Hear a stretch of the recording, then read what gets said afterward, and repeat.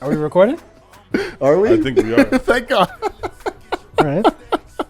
Do what you guys want to. You're not gonna defend yourself. Somehow, Not some really. way, I think Jason your broke girl. loose of the ball I think and your chain. girl would want you to defend yourself. And Defend stand her up. honor, Jason. Yeah, stand up. Fight back. How dare you? Fight back, How Jason. dare you? You're gonna let Matthew talk shit to you.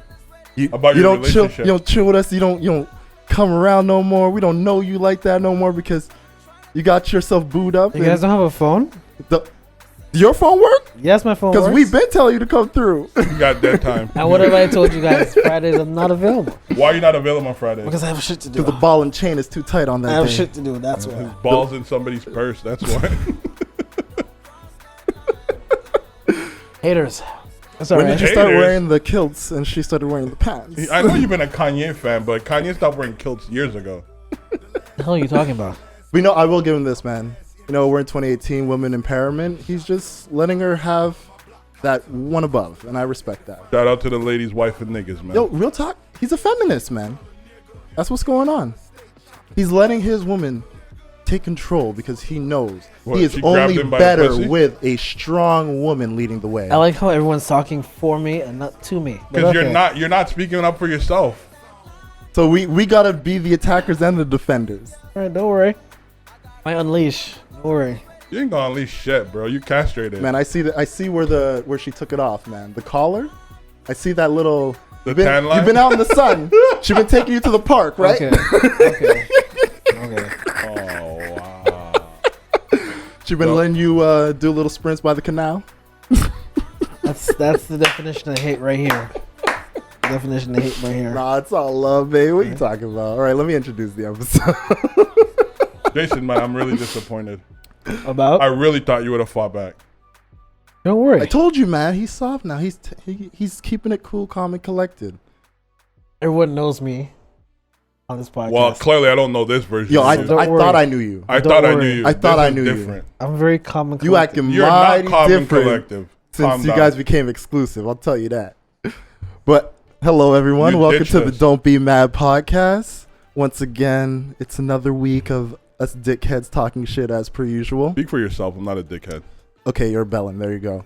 I'm Matthew, aka at Bald-headed Lefty Lucky on the square, and I'm joined here as always with Your boy Jamali. You know, we back at it. and somebody who rose from the dead. Thank his girlfriend for taking off the ball and chain, opening his cage, and letting him roam free in the backyard. Would you like to introduce yourself, friend? It's the original. The what? The original champion of the world. Speaking to the mic, please. Thank I you am very speaking much. into the mic. Thank you very Pick me much. He's not used to I that. know how these mics work. He ain't used to it. I know how these mics work. We have He the finally same. got his voice We have back. the same kind. I know how it works. Yes, the original JJ Yeah, we just had Jason. to roast him for a bit because he's been loafing. You know. Yo, what I'm man, you saying? guys have your jokes. Go It's ahead. all love, man. Go It's ahead. all Let you love. guys, what jokes did I have on It's you? all Okay, love, Jamali. man. I was asking you to fight back. You know this was recorded before. Don't think as if it started recording now. It was recorded Yeah, before. we know. That's We know why it was we've been going recorded. in. So That's you should have exactly been why we've been fighting back. going in because the mics are hot. You should have been fighting back. I need to fight battles I already won. What battle did you win? Don't worry. Look, don't worry to the woman whose name we won't say. It's all love. It's all jokes. We're just busting his balls because that's what homies do. He doesn't have those anymore. Yeah, can you please give it back to him just so we can actually bust them while he's here? That would be nice. All right. So it's a beautiful Saturday afternoon this time around. Usually we record on a Friday, but little snag in schedules made us have to push shit forward today. And I mean, it's a beautiful Saturday at that. You know? So I grace these beautiful people with my presence. Yeah, okay. Please. They needed the Debatable. they needed the pick me up. So you know that's why I'm Debatable. here. If you came with a fresh cut, I would agree. But Listen, Or they at don't least your need balls. they don't need to know what cut I have. They don't need to know. let's start it off by just asking the simple question. You know, how was your guys' week? You know, how's the mental health? How's life treating you? Same shit every day, man. Yeah, Good man, I Work. can't complain. Same old, same old. I love it. You The guys have struggle. so much to tell our fans. The struggle continues, you So know. much to tell our listeners. Wrapping it up school right now. Yeah, My how's last- that going, man? You almost there? Is it exam time yet, or Last 2 weeks, so last 2 weeks, man? And you're done, really? yeah. Good. Dude, Be a career individual. yo, you gotta when you finish that last hour, just flip the fucking tail like I'm done with this shit. No, I'm civilized. I'm tamed. kick open the fucking door on your way out. Just like, fuck these bitches. It was a beautiful experience. You know, learned a lot. Oh, school is a beautiful experience, man. I don't miss school, like the studying and all that shit, but like the community of school. Oh yeah, definitely. Fucking amazing, man. Like those were good fucking time. The people like you even meet. the professors, or you know, some of them I will keep in contact with. No, I still have a few professors that like, I keep in touch with, just because like as far as like career goes and stuff like that, or just like their insight. Yeah, they got a lot of good things to still on you, you know. So it's always good to keep in contact with the ones that can guide you in the right direction, and they're doing it out of like the genuine love of what they do. Love of what they do, exactly. Yeah, man. That's good, man. So glad to hear it. Good luck on all your last exams. Thanks. Smack them bitches out the park like you're Aaron Judge. The baseball player, right? Yes, the baseball player. The Yankee player. You should know that. That's in your team, no? Bro, I haven't watched sports, bro. I've been busy. He's been studying, man. It's not his fault. It's not his fault. Not you who have free time. Well, actually, no, you don't, but... Is she sleeping? That's why you're allowed to be with us? I'm asking a question. Because when she's awake, you're never around. So you answered your question. So why are you asking? Oh, so she's sleeping. Okay, I get it. So this is the plan. We need to have recording sessions. She probably went to the gym, came home, took a nap, and he was like, "This is my chance." You what I have to deal with? All right, don't worry. Let me just sip this beautiful beer. Don't worry. Don't worry about it. I hope we're not gonna get in trouble, right? You know what? Like, I don't know why he's acting all like cool though, because usually he'd be throwing both shots back. Because it's the truth. That's the whole premise of it. Usually he throws some shots back, man. This is kind of weird. No, I haven't been on in a while, so I'm following you guys. But don't worry. When the jokes start coming. When did you become oh, never mind. Nah, you don't. I was just about to answer that. when the jokes start coming, don't worry. What jokes? Don't worry. I want to hear the jokes. Don't worry. Don't worry. Because you got nothing to say. He ain't got no jokes. Don't worry about it. He ain't got no He's jokes. the type of guy he get in a fight, you get punched in the face, and he's like, "Wait till I come back." No, Ain't not even that. back. He'll be like, "You good? You good?" Nothing coming back, bro. If you don't defend yourself in this moment, we're not gonna entertain it in 2 weeks, 3 weeks when you decide to get your permission. There's not enough sips in that can to figure out what you got to say. I have all the recordings of everything that everyone said. I could just memorize a good afternoon of it. Just come back at everyone for everything. You're even lucky we allow you to sit in our presence. No one is stopping you. Absolutely nobody is stopping you. You're lucky we allow you to sit in our presence. You should be grateful. How many episodes have you done, Jamali? It doesn't matter. It does matter. It doesn't matter. You should be thankful. I'm not. There you go. All right, guys, stop being petty. All right, man. Let's jump into some shit. You know, like I said, man, I asked you guys about your week, and you guys were so insightful. I told you what went down. Well, No, I'm not doing anything. I started a new job in a couple of weeks and going to Toronto next week. And yo, be careful, be safe out there, man. Toronto's hot. I'm leaving before Carabana. All that bullshit happens. Be safe out there. I'm leaving before the Saturday. All that bullshit. Keep hearing crazy shit. It doesn't matter. It doesn't seem like it needs an occasion for Toronto to be wild. Oh, but where I'm gonna be, is not. I'm not gonna be out there in the block, like somewhere in like Mississauga or Brantford. Some shit. Where you staying in downtown? Yeah. Smart. Don't get robbed though. No. Come back with your shorty. Don't come back alone. Keep her by your side so you be safe. No, Toronto. Every time I've gone to Toronto, I've never had any problem. Oh, you never have to have it. You know, you could go to a place 20 times. It's the 21st time that shit gets fucked. Usually, it's stuff where it happens where there's large level of ignorance. But yeah, as for my week, you know, it was very busy and hectic as shit. I want to give a quick shout out to my grandparents who are doing speedy recoveries. That's part of the reason why, you know. Shout out. But yeah, man, besides that, it's been a lot of like family time, finally got the plumbing in my place fixed up. You guys don't understand what it's like having low flow on your cold water. Maybe you do and you can relate, but overall, when that shit fucks up, I tell you now, showers suck, washing your hands suck, it all sucks. We've got that shit fixed. The cold water's been flowing like never before. I feel like it's a new bathroom. I took the greatest shower of my life yesterday. Wow. It was amazing. At the age of 31. Yo, you never had plumbing issues in your home? Nah, bro. Well, fuck. What can I tell you, man? Get a home, get them plumbing issues, and you'll see what it's like. We all go through it sometimes, man. Some people don't even know they have problem with the plumbing until like they actually get it fixed. That's what I'm trying to say. And they see the difference. I don't know differences, man. You don't I'm just know happy differences. water's running, and I can take. Well, a that's shower. the thing. When you get to a point where like the water isn't running the way it should, You sound you like got to a- get it fixed. It's not like an African refugee. I'm just happy Whoa, the water's whoa, running. whoa, Whoa, I just- whoa, whoa. Problematic alarm. This Problematic is alarm. not, This is Jason's Hey. words, not mine. Who cares? This is The what views they of Jason Elias this is doesn't what they necessarily expect from reflect me. the views This of is what Don't Be a lot It of- That does Podcast. not reflect my personal I have not views. said that PSA in a while. Why would you say something like that? He just says that. He says that PSA when I'm here. Yeah, because you're always saying problematic shit. Yeah. Sued for That's this? rude. It's the truth. That's Freaking what. that is That's, refugees, bro. But there's people in Trinidad who don't have running water. that's a lie. That is factual. That is a Dude, there's lie. people in Flint that don't got Running good running water. water, man. What are you talking They people- about? have running water. They have running lead water. It's Oh, running, but it's still Lord. lead. Okay, this is ridiculous.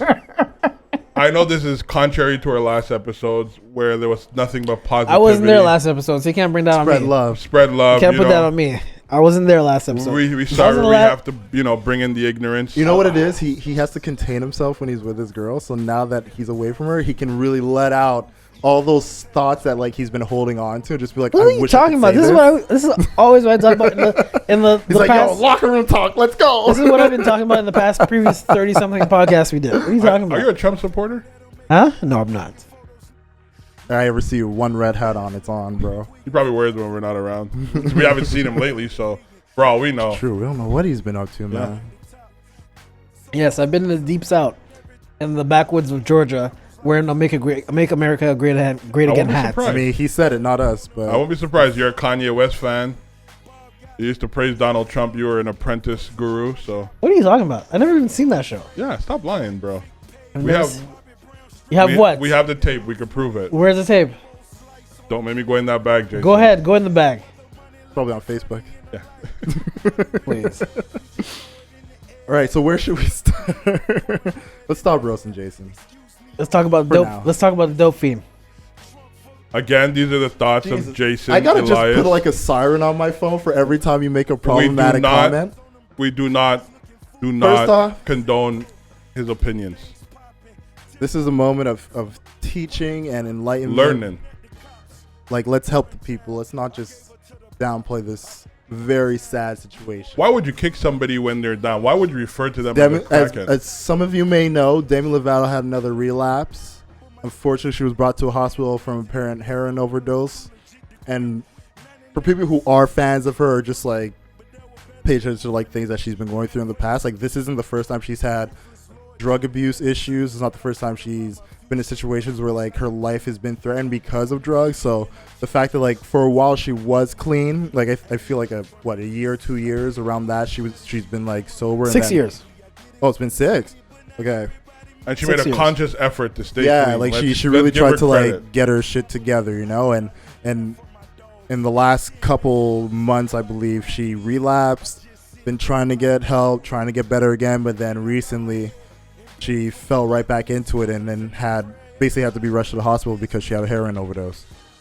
That's one of the things I wanted to get into.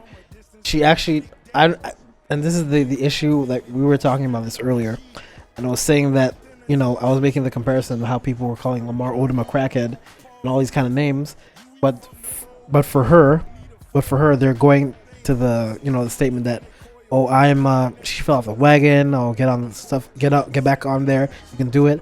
I'm like, where was this praise for Lamar Odom? Because it was reported that she actually fired her sober coach. That the person who's like, helps her out to be sober and everything like that, she fired him. She let him go. And I'm like, you're actively sabotaging yourself. Even though your friends can't help you, you got to help yourself as a person. It's like you took steps in order to kind of ruin your career. And the praise I'm seeing for like, oh, get back on there. Like, why isn't this praise given to any other person like on the streets? I will say this, or like thing? That's what bothers like me. addressing like Lamar Odom. I remember, people were making jokes about it. I on made social jokes about it. media, I make jokes about it too. But at the same time, like there were still a lot of people that wanted to see him get better. Like, yeah, like at end of the day, like you're gonna crack your jokes. Like I feel like what people do is they look to see how severe the situation is. Yeah. If like Lamar Odom's situation, he had like came close to an overdose or was almost over. Basically, like there's No, it wasn't overdose. Yeah, it was an that he overdose. It with was an overdose. Were the ones who like called the EMPs for him, but right after that happened, like he was immediately like getting help, getting better, sobering up, and like basically like realized, yeah, like I'm throwing my life away, you know. And like, no, wait, like, and the one thing is like, there were people who made jokes, but at the same time, there were people who were like, yo, I hope you get better. Like, there's always both sides of the coin. Like, it's always there. Same thing with Demi Lovato. Like, when I was online and I was on Twitter, just like scrolling through, seeing the stories, I was seeing people saying like, yeah, typical Disney child going right to drugs and like seeing those jokes being fluid, or at the same time seeing the support. And I mean, like, we live in a society too where a lot of times people like to say like jokes are greater than facts. Like, they rather just get their jokes off, get their likes and RTs. Like we talked about this last week as well, where like people will just do shock value shit just to get some retweets, get some likes, and like get that 15 minutes. But at the end of the day, it's like, we do want to see everyone get better. Even if those fuckheads that want to crack their jokes, like, you ignore them. Fuck them. But the whole thing is, with the whole, what you just said, Jason, I don't think it's a concept of Lamar didn't get it, so she shouldn't get it.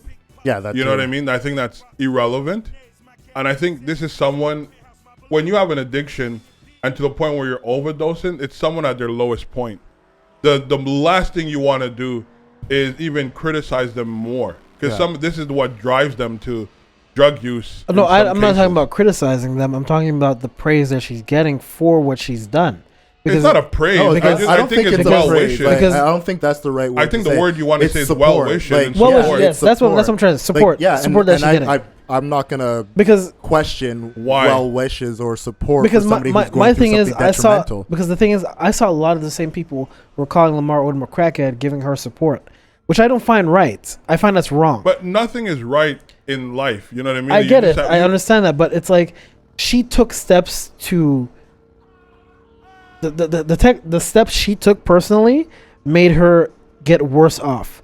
As you were for Lamar Odom. But you were telling me Lamar Odom was born a crack baby. I understand that. No, but we could also say, for example, Lamar Odom harbored his friend Jamie, who unfortunately passed away from drug overdose. That was his best friend. Mm-hmm. So, like, he kept people around him who was still in that light. I get that. Right? I understand and that. basketball is probably what kept him, in a position where he had to keep clean. And that I understand. No, but hold on. For her, you're making, we don't know the insight as to why she fired the person or whatever the case may be, what she's going through. These people have moments or episodic moments where they get pushed to that point where they feel like using again. Yeah, exactly. You know what I mean? Like, it's not something like drug or any addiction. It's not something you get over and you're done. Like, it's a lifetime situation. So, like, let's not shit on her. Because I think that's like the last thing she felt, she fell to her weakness. I think at this point we need support. I'm glad to see more people supporting because I mean more people are more aware. And look, and like you're saying, like if back when that thing happened with Lamar and people were cracking jokes, but now you're seeing more people in a supportive role, that means there's been more acknowledgement of the situation. Problem. Yeah, because it's easy to like have absolutely no understanding of how severe these things can be and crack jokes about it. But as you get older, as you get more knowledgeable on how serious and detrimental these things can be, is when you need to really just switch your perspective and understand, like, the last thing you should do in these type of situations is be the person who's kicking somebody while they're down. Exactly. But you should be uplifting, you should be supportive, and you should be looking and also it's like, you look at situations where, like, recently we talked about Anthony Bourdain and his passing, it's like we never know what somebody's going through, and it's better to be an encouraging, uplifting person who's giving positive energy, which is something we talk about in here all the time, like putting proper energy out in the world that is going to be coming back to you. He wasn't here for those episodes, but he's obviously heard them. I hope. But going from there, it's just like I'm happier to see people being more supportive, and I'm not going to look at that as, well, where was that when this was happening? Like, that was then. Yeah, and it shows people's I'm growth. not going to backtrack on things that happened back then. You learn from those things that happened back there. Like, the same way when Triple X was murdered, you had people being like, yo, good for him that he's dead.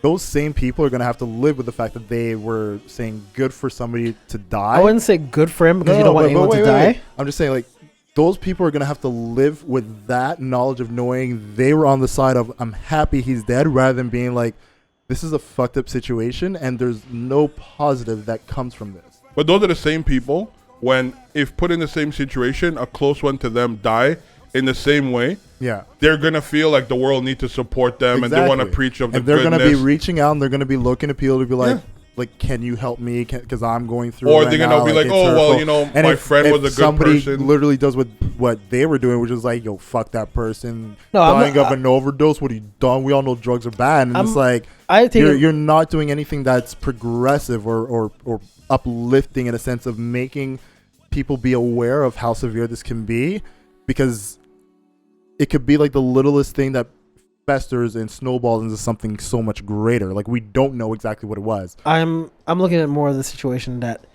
she's had this problem before. She's made steps to make it worse, but people are praising her, or not praising her, but giving her support. I can't openly say she's done things to make it better. If you fire your server coach, but like Jamal just said, we don't know exactly what the circumstances for that happening. We don't. We just hear, oh, you fired that person, so you deserve this. No, like, that's not how it works. Like, she fires a coach and she relapses again. You can have. There's no direct. Look, you can have a great therapist. Look, understand. Like, you can have a great therapist. You're doing better. You're feeling good, and now you say, you know what? Like, I feel like I'm adjusted and I can go back out there, and I don't need to have meetings with you anymore.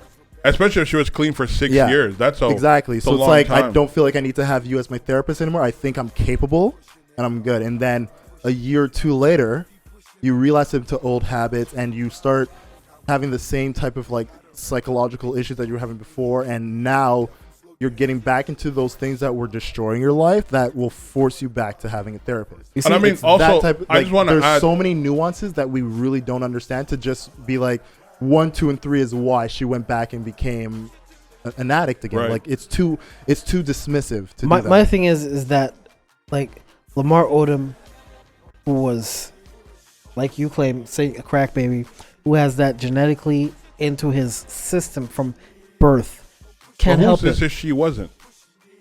Her parents seem fine. The parents haven't reported anything. Like, they haven't been. But it's not your duty. But I want to just add something, because you're saying that she fired her coach, whatever. But don't forget, Lamar Odom was clean until he stopped playing basketball. Yeah. And remember, he quit basketball voluntarily. Yeah. It's not that the Mavericks didn't want him. He quit voluntarily. So we could argue the same thing. He should have stuck to playing basketball. Yeah. Which would have been something that kept him clean. But at the same time, too, we don't exactly know what he was doing during basketball. But case in point is exactly that. We can't just say, oh, because they did this or they stopped doing that, this is what led. Yeah. It's a group of things that could push somebody to that point. It's a very dismissive way of looking at what is a very serious situation. Because I'm of the mindset that you can't really judge a person for something that's bred into their DNA to someone who is trying something out of their own free will. Not necessarily. Addiction is beyond free will. But addiction means that something before addiction, you have to make a choice. You don't just say, oh, I'm addicted to crack cocaine before taking it. You have made the choice to take crack cocaine. That's my point. Well, I mean, I think you're missing the mark on this, because you're basically saying from the very first time she ever did a drug, that's why she's in this position now, and I don't believe that's the case at all. Because then you're basically saying anybody who's ever taken a drug, if they ever get to a point. I'm not saying that at all. No, but that's exactly the argument. You're saying she made a choice to take a drug, and because of that, that's why she is where she is now. But that's a possible outcome. There's some people. That's exactly what I'm saying. There's some people who take. There's some people who take drugs who don't addict to it, and some people who are. That's their genetic makeup. If you can handle it, you can handle it. If you can't, you can't. She evidently couldn't handle it. And because of her own choices, she is addicted to it now. No, hold on. Because this is where you got to really be careful with how you put things together. Yeah. Because you're putting it together completely bad. Lamar Odom, born a crack baby. He never took drugs. Drugs was given to him through, the whole pregnancy, whatever. Yes. Okay. The case in point is he never shoot up himself. So at the end of the day, whether he knew his mother was on drugs when she had him, or however drugs got into the system, he still had to make a free will choice as an individual to consume it himself. Exactly. Mm-hmm. So that doesn't excuse him being, oh, I'm a crack baby. So it excuses him later on in life becoming. But I never said it excuses him. But I'm saying, you said it's in his DNA. But you're saying like there's a genetic makeup and that allows a him person to who be goes out and makes their own choice. But the thing is, and like I'm saying, like, when you say something like that of a matter of you go out and make a choice to do a drug, there's so many people who go out and make a choice to do a drug who aren't addicts, who don't become addicts, and who aren't in a position where they're putting their life in danger because of the drugs they're taking. Right. That's a very slippery slope that you have to be careful of. Secondly, when you think of like her firing her coach, like this is a person who has been 6 years sober. The coach needs to keep a job. If she keep bringing up when she was an addict, when she did this, she's 6 years removed from that stage of her life. Do you really think she want to keep reliving those moments? Right? That's not for me to you decide. have to be able to survive on your your own. own. Like, that's not for me to decide. I think her putting her coach, whatever. I don't know why she fired the coach. So I'm not gonna, elaborate or speculate on it. But what I'm saying is there's no correlation. And at this point, as a people, all we need to be is supportive to her in this moment of weakness or whatever she's experiencing. Because I don't think the right solution is to compare her situation with any past person. My only thing is that if you're supportive for her when she fires her coach, that someone and you're saying it's not a support. I don't know why. But you're saying it's not a direct correlation. She fires the dude, she relapsed again. While she was with the dude, she never relapsed. That is fact for fact right there. No, that's that is absolutely not fact. That is fact that's like saying someone who works for an abusive boss who somehow quit the job because they were they were being affected emotionally, psychologically, and they decide like, listen, my sanity is worth more. And God forbid, 6 months later, they end up on the as a homeless person. You're going to say it's their fault. They should have stuck it out, or they should have stayed. If they didn't quit their job, they wouldn't have been homeless. You can't argue those points, Jason. Those are oranges. That was not the same. They're not the same conversation. You're too stuck on this whole idea of because the coach isn't there, this is why it happened. Like that's too like you can't put because you're giving the benefit of her sobriety to the coach. Exactly. Like you're saying, like the she only didn't make reason the she choice was sober to be for sober 6 years is because that person was there, and granted, that person helped her remain sober for that time, but the work is still her own to do. And on top of it, too, we don't know how involved in her life the coach was at year 6 of her sobriety. Were they meeting once a week, once a month? Was it on a when I feel the urge basis, I give you a call? Like, we don't know exactly what it was. So to just simply say you fired your boss and now you realize that's why it happened, no, like that, it's a very dismissive, and at the same time, you're basically saying that like she in herself had no agency over her own control. Yeah, she's not. Like you're saying like the only reason you were clean for 6 years is because you had that person next to you. And my thing and is you still have to understand, like at the end of the day, she made a choice that ended up making her relapse, which is unfortunate. And it's not a matter of the people that are around her. Like it's what she did. My thing is when you have a support system that's around you, that's not there after a certain point, you will fall into these pitfalls over and over again. That is not true. I will not say that at all. And yes, because because at a certain point you have to be able to function on your own. You can and understand. Look, and the biggest thing when it comes to addicts, it's very rare that from the first time you become clean, you don't relapse again. It's very rare.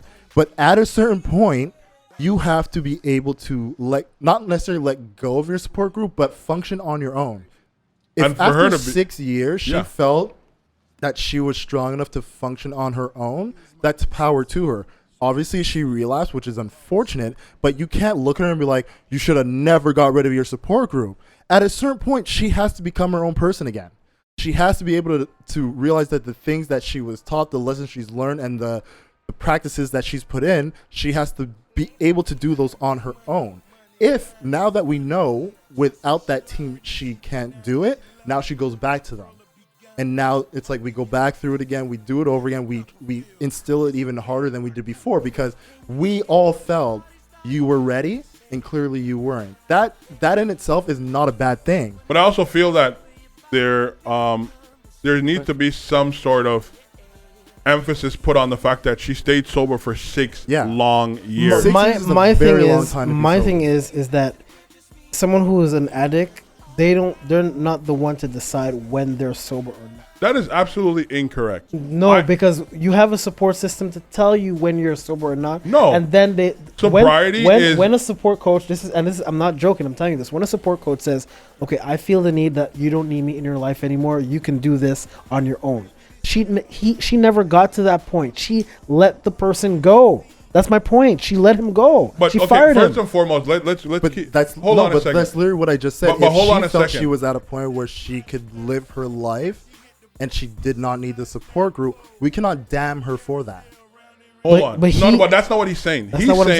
He's saying that it's not up to the individual to determine if they're sober. It's up to the people who are supportive around her. The sobriety coach around you makes that determination.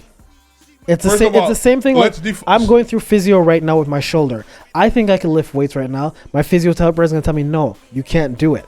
She's going to let me. She's going to let me. It's the same thing. No, it's the not. same thing. No, it's not. Because they're going to let me. No, your physio person is determined your muscular strength and whether or not it could support. No, you're going to physio. I think I can lift weights. She's saying, no, you can't. Because you're talking about something you think you can do and someone's You're talking about urges. something that is a physical thing versus a psychological thing. Right. It is a physical thing. No, it's not. Jason, is there a moment? Your shoulder is a physical thing. You can literally go and do x-rays on your arm. You can do tests on your arm to show you don't have the physical fitness to maintain lifting weights. You can do that with your shoulder. When it comes to substance abuse, it is psychological. That's not a physical thing.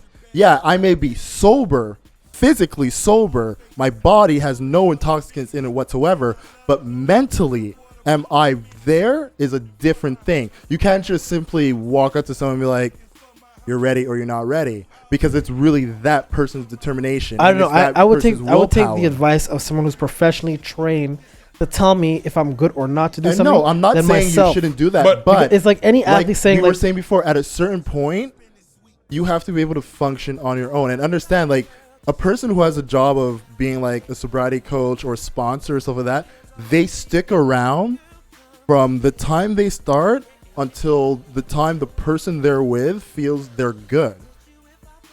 I don't know about that. Their whole job is to be there for you, period. They don't walk away from you because they know there's situations like this where somebody is going to feel like they're strong enough, and at the same time, they have to be willing to let that person walk. You have to be willing to let them walk. No, you got to do an evaluation of all that stuff, man. I've seen nothing but sobriety, positivity, your career is skyrocketing, like everything in your life is going well, and you feel like, you know what, I'm ready, like I'm good, I'm strong enough. As your sobriety coach, if everything I've seen has been complete positive, all right, like I feel that way too, because you haven't shown me anything that makes me feel like, if last week you gave me a call saying, yo, I think I'm going to take drugs, and then this week you're going to say you're going to fire me, that's a different situation. That's a very completely different situation, which is why I'm saying we don't know the exact nuances. If that's what happened and he still let her walk away, different. That's on him. He didn't let her walk away. She fired him. What I'm saying, because we don't know those nuances and the situation, like the conversations that they had together, their interactions.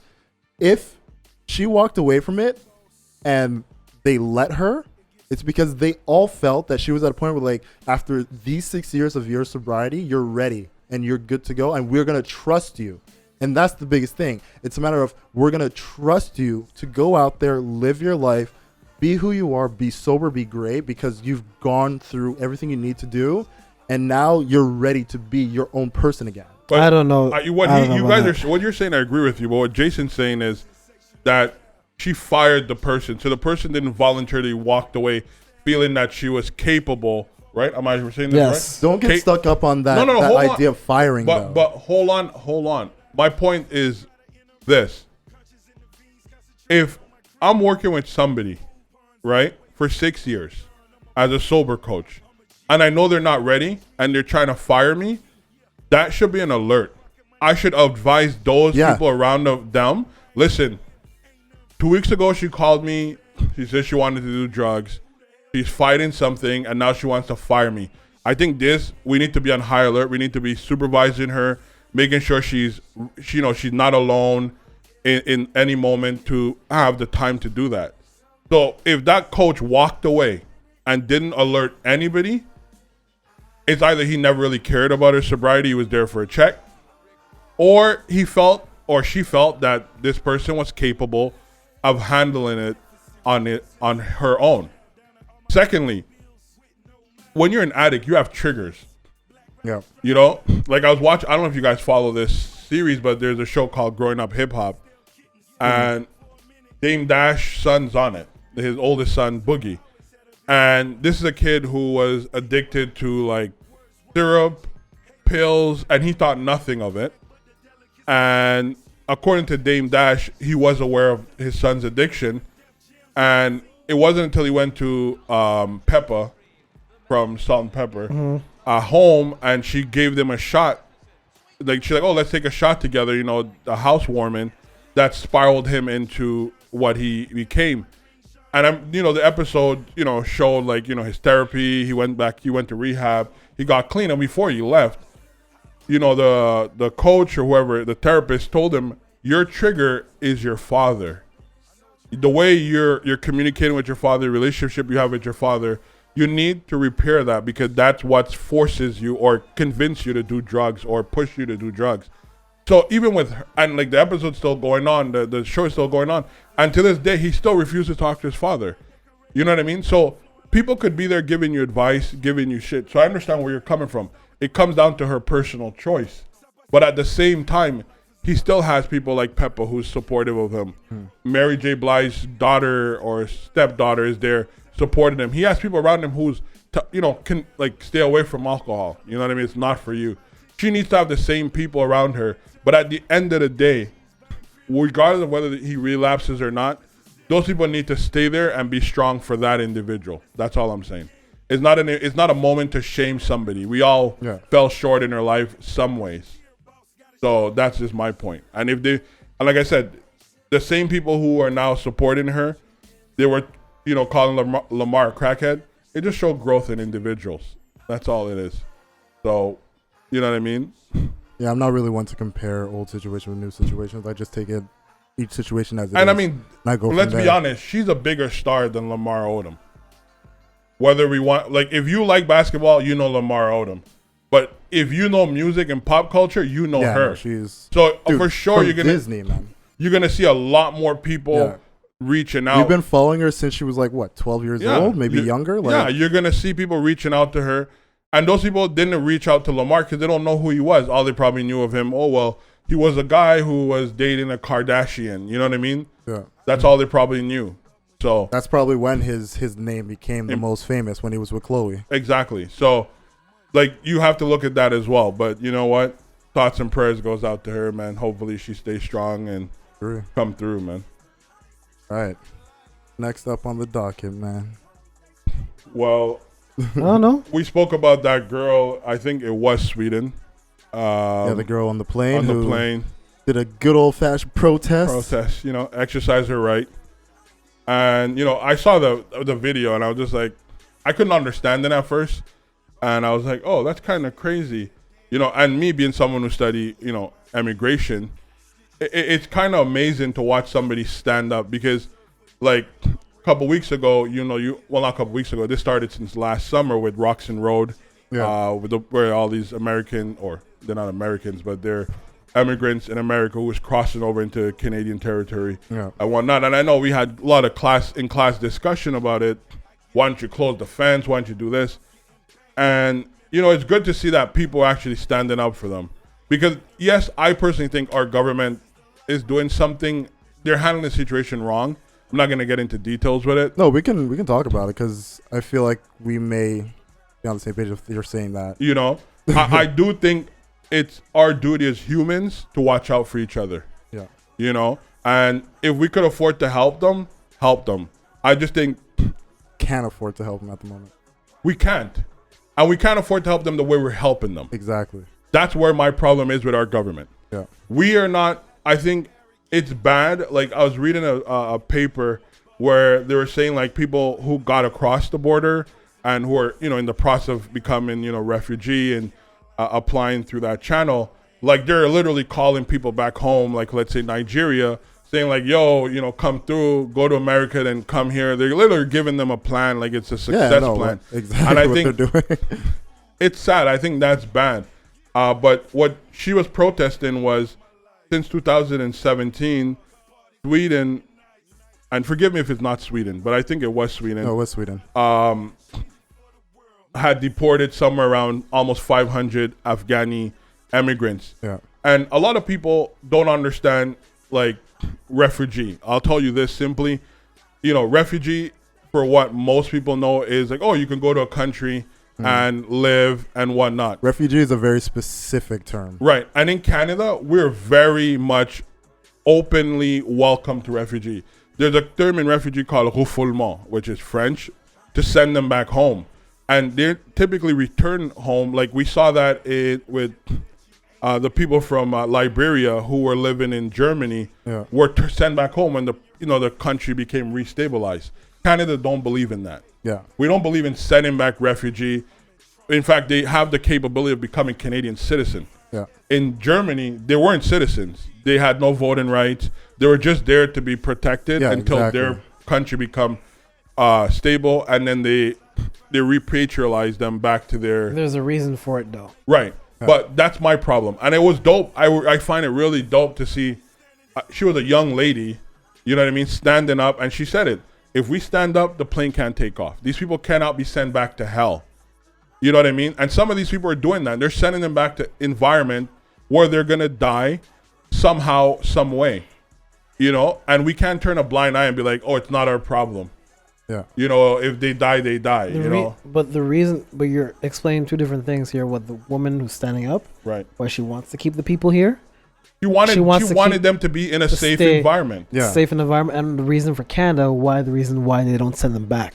The reason why Canada doesn't send them back is because they add to the population. Canada, from what people want to say, is very underpopulated. Regardless of what you think of where Canada is. Well, I mean, it doesn't take a genius. We're the second largest landmass, but that's with like the lowest population. Yeah, but the landmass is not the whole landmass is not habitable. It's the issue is more on the side of, because Canada has an open border policy. No, it doesn't. It has open border policy between the states. When it comes to refugees, they do. But yet, because the thing is, like, we've been letting it in a lot of people, but we don't have the economy to sustain it. We don't have the jobs to sustain it. And even if these people become Canadian citizens, the way they can contribute to society won't be the way we need them to in order to continue to build and grow our economy. And not only that, they put a lot of strain on our immigration system. Let's be honest with that. They really do. Right now, the policy is when someone come in as a refugee on any point of entry, they have 15 days to deposit their basis of claim, which is them, pretty much saying why they're seeking refugee in Canada. And they have like a 30-day period under which they need to be evaluated whether it's possible and, prolongation of, their case to the point where they get accepted. Now that time is looking at somewhere a year. Like I have a professor he works at Roxon Road, and he's saying that they're just cleaning up last year's mess. Yeah. No, I have a friend who works in immigration as well, and like he's told me everything that's been going on and how it's just a complete mess how everything is being handled right now. And the fact that they have so many more people coming in than they can actually handle is ridiculous right now. Yeah. And all it's doing is putting a strain on the actual citizens of Canada, because we're having to foot the bill to make sure these people are protected. And not to say that they shouldn't be protected, because let's say you're coming from a war-torn country. Yes, you should have some type of asylum where you can be held, protected, and taken care of until your country is stabilized. But as he was saying, what Canada does is, once you're here, you have all access to become an actual citizen. So majority of the times they don't want you to go back and rehabitat your home country. They'd rather you stick around and habitat here, but the economy isn't fit for it. But and also too, what I'm really saying too is that this whole process of them coming through Roxon Road is a hustle, because they come here and until their case is heard and a determination is made, a decision is made on whether they're granted refugee or denied, they're getting paid from taxpayers' money. Yeah. Thousands per individual per month, whether it is for food, because they're not able to work. They don't have working visas. They don't have that. And that's the problem. Which what I find is that what we should do, we could create jobs. There should be a place where we house these people, like the old children's hospital, let's say. Obviously now it's sold and it's being demolished, but like a place like that, and hire Canadian citizens to govern that with the money and so forth. These who are getting money sent to them, and they're probably sending money back home. Yeah. And if they get denied or claim or accepted, rather, their claim get denied or accepted, we don't know what's going to happen thereafter. I think you're looking at, because we live in Quebec, I think you're looking at it as a Quebec specific thing. The rest of Canada doesn't operate like that. I can tell you that for sure. In Ontario, doesn't work the same way it does in Quebec. Quebec, the reason why they do a lot of equivalency tests. That's why a lot of doctors, like refugees, they're not broke people or anything. They're seeking refuge. That's what the whole term refugees is for. Yeah, that's they're what not. they're seeking asylum. Yeah, but they're not uneducated people who can't work, who can't do nothing. It's that Quebec's own rules for immigration. They have their own minister for that stuff. Is very strict on that. So they do equivalency testing. They test your French. They test all this stuff. So people who may be doctors, be engineers from other countries, they can work that stuff, but because of Quebec's laws, they have to go through all these things. They can't speak French. Too bad. Ontario, they can get past all that stuff and they can start working immediately. That's why they get a lot. That's why they get. But I don't think that's what either one of us was But actually talking what's about. but what's going on wait, is. hold on. This but is what's a going field on that is. I actually study in, But I'm gonna. but I study politics, but I'm telling you the politics of it.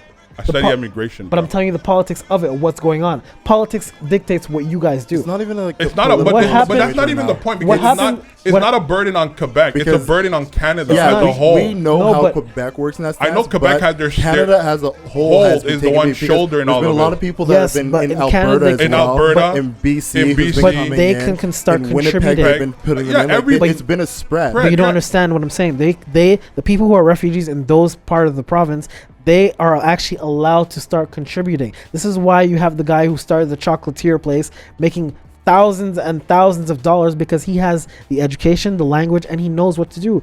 In Quebec here, it's not the same. Because we don't send them back, because we keep them and they can't work, they go on welfare, or they go and we start paying them money. Because it's gonna be inhumane to send them back, so they stay But here. that is a federal. That's a federal. no. That is Quebec federal. has their own immigration minister. That's what I'm trying to tell you. Every province has their own immigration No, minister. Quebec is First, the only one. Jason, I could. Do you want to tell me about I politics spent right now? But I'm telling you, Quebec I is the spent only province I in spent Canada. the latter years studying immigration. Like, this is not like what you're saying. I agree with what you're saying in terms of the integration aspect of it. 110%. I agree with the integration aspect. It's true. But at the same time, the burden is not put on each province. It's put on the whole country. And the majority of refugees coming into Canada are coming to Quebec. But they That's don't what stay I'm in trying Quebec. to tell you. That's what I'm telling you. There's a lot And of the large. ones that don't stay in Quebec, Like, can regardless, contribute. it's not even Hold on a point. about Hold on, let me just finish. comparison. Like, it's once again, it's not about comparison. It's not. It's Because about a lot what's of them happening go to the country as a Toronto. When whole. they come to Canada, when they come to Roxon Road, a lot of them do go to Toronto.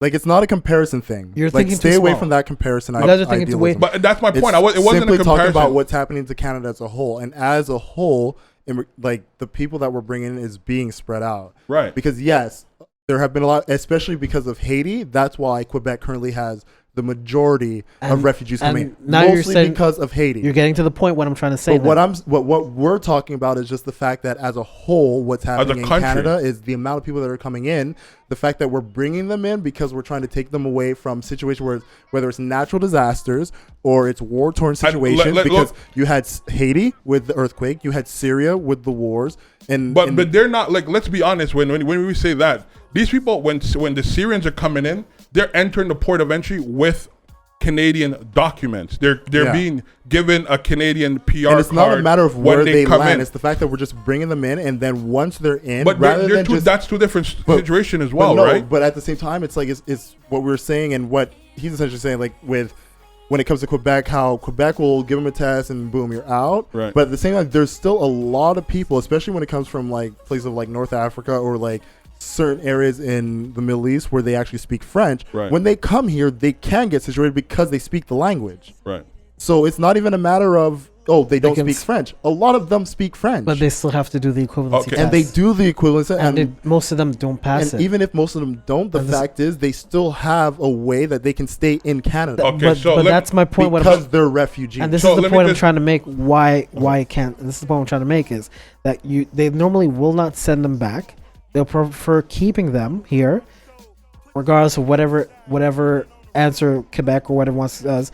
But the reason why you see they prosper when they leave Quebec is because Ontario, Alberta, BC, wherever you think, they don't have the very strict rules that Quebec has. So yes, Quebec does take in a lot of refugees, but they do send them a lot of them back because they don't meet the criteria. Okay, so again, So- I'm going to correct you one last time.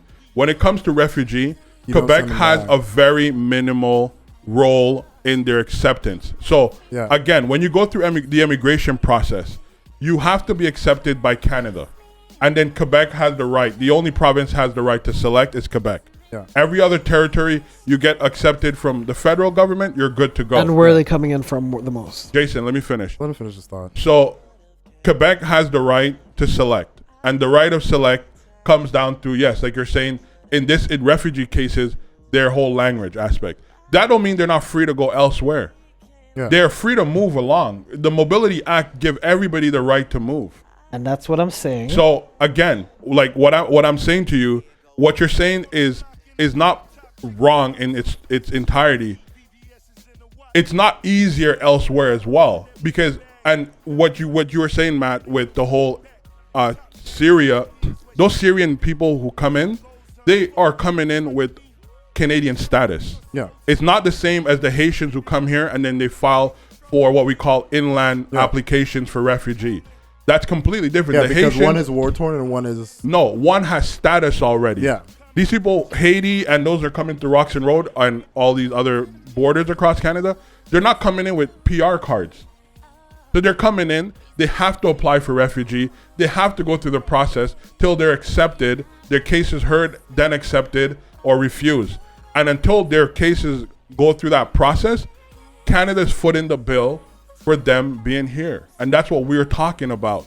The burden it puts on the economy for us to be because able it's to literally go through coming that out of our process. pockets. It has, after the fact is Quebec, whether Quebec want to keep them or not. But they can go elsewhere. Canada's a big place. yeah. Yes, but I'm telling you, the burden is mostly coming from Quebec. That burden that you say, it's mainly coming from Quebec. But Jason, like I told you, if Canada accept them as refugee and they fail their CQA test, CAQ test, which is the Quebec certification, which is the language test, they're free to go to any other province and pursue their paperwork there. Okay. They're not And bound to because of Quebec. the rules of Quebec, they usually go to different provinces where they're allowed to prosper and add to the economy because they don't have to deal with the certain aspects of what Quebec has And again, imposed. me and Matthew were clearly saying that the time it's going to take for Yeah. them to get it's not to a that matter point. of that they can do that. It's everything that happens between Before that. then and then is what comes out of us. That's what we're talking about. Because they still have to go through more hearings. They still have to file more claims. Like, because you didn't get accepted here, now you're going here and you're trying to get accepted there. So you're going through the process again. And that comes out of our pockets. No, you're not going through the process. If you do the process in one province, you do the process once. You do it but once. What we're talking about is point A is them coming in as refugee. No status and no ability to work. No ability to contribute to the economy. And point B, whether it's accepted that they're granted Canadian status, or at least PR status, then they're able to apply for work permits, which allow them to work. From that point, from point A to point B is what we're talking about. Yeah.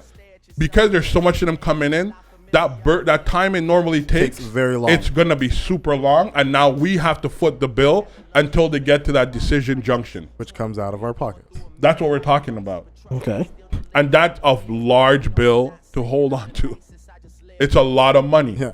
Especially when you have people coming in every day. Every day. You know what I mean? And it's like I said, it's a hustle. So people are being told like, oh, like even I remember they were talking about this I think we spoke about this a couple weeks ago, or at least in one of our latest episodes, where there are people in Plattsburgh who are telling people where to go and how to get to Roxon Road. Because Roxon Road is not a open path that everybody knows about. They're being driven there by taxi drivers. people are putting them on buses and dropping them off there. You know what I mean? So it's a hustle. Think about it. You're coming up from Florida. You know, there's people coming from Texas. People are coming from New Mexico to Roxon Road. It's not it's 26, 30 hours. Let me ask you, least. because this is an agreement the States and Canada have for the longest time to have that border like that. Right. What do you think their strategy should be if that's the case? So the agreement, I'm assuming you're talking about the agreement you're talking about doesn't apply to these people. Because an American... And those are the ones that get sent back. An American, someone who has American citizenship or even green card, cannot come to Canada and seek something like that unless their state is a death penalty state. So if their state, we don't send anybody back who are going to be face death penalty. So if you somehow live in a state and you face a death penalty, you come to Canada, we will make an arrangement with the state if we return you back to them that they do not kill you. But any regular citizen, Joe Smo, is going to get sent right back to the U.S. Yeah. But these guys are not U.S. citizens, so we can't send them back to the U.S. That's the problem. We cannot send them back to the U.S. Yeah, you can. They do not have American documentation, Jason. It doesn't matter. You send them back to their point of origin where they came from. Where you picked them up. The point of origin is not the U.S. You pick them. Point of origin is where you picked where they came in through Canada. You send them back that way. No. That's a point of entry. First and foremost, this is where you're getting all wrong. Because when they first come to Roxon Road and they cross over, they're breaking Canadian law, so they're arrested. So, and then while they're arrested, they make the claim for refugee. So they're criminals at first, and then they apply for refugee. I'm not sure that's exactly how it happens. Are you telling me?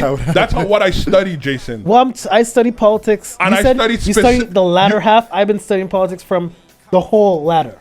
Jason, I'm telling you. Dick measuring contest. But if you want to talk about measuring dicks, I study specifically what I'm talking about. You're studying the policy that I studied, that we made, that you guys learned. That's what I'm trying to tell you. That's how it works. Who is we? That's how it works. Jamal. You made? I'm telling you. Jason, you don't make policies. Let's keep that clear. But I'm trying to tell you. But what I'm telling you, I study the inner workings of immigration in Canada. You may study the policy that makes it, but I study the inner workings. You study it on a macro level, and I study it on a micro level. Let's get the bullshit out. So your micro level hasn't been working, but the policies I'm telling you have been working. The macro level is what creates a problem here. That's what we're talking about, the macro level, and you're going into micro this and the Quebec, testing and all of that shit. That's micro. We're talking about the macro level of the weight Canada that it puts on us as a nation, and the economy, and how it's not been working the way it's been promised to do so, because the inner workings of it is we don't have this sustainable economy to help support and manpower. Not necessarily not help them, but to keep them. That's the biggest thing. And we've been the way Canada's been. We can't keep running the system. If you're going through, if your country's going through this, come here. We will help you. And the reality is, it would be nice to help them the way that Canada has been advertising it. But reality is, no. Help you is, or what it should have been is, you come here, you'll be safe while you're here, while that whole shit is being dealt with in your country, and then you go back. Right, but that also too. Let's if I'm gonna. Expand on what I was saying. We also have this concept called duty of fairness, meaning that these people, unlike in other nations, if they refuse, they refuse. Go back. You're going back. We have the duty of fairness. These guys have levels, so they get refused here. They could apply for an appeal. They get, to the refugee board. If the refugee board doesn't do anything, if they have a particular situations, they could end up in the Supreme Court of Canada. That's years of them not able to work, and they have to be, have somewhere to live. We have to provide them that. That's a financial burden that we're talking about. It's pretty heavy. And some nations don't want to take it on. They don't. They could care less. And that's why what I find what she did was amazing, because she stood up no, we can't. Yeah, we don't want to give them citizenship. We don't want to do that, but let's at least be human and not enough send them back into a situation to send them back to a situation where they're going to be. But then you can't complain about how much money you're spending on them. if you don't want to, if you want to be human, you're gonna I'm sorry, but you're going to have to spend money on them. As much as you're not gonna keep them later on, and you're gonna you can't complain about. I'm not against keeping them. Shit, I'm an immigrant myself, so I'm not gonna go about saying immigrants shouldn't be here. You can't complain about the financials of it either, because it's the way it's being done, Jason. Yeah. It's not about the money; it's the way it's been done. But everything costs money, regardless of what it is.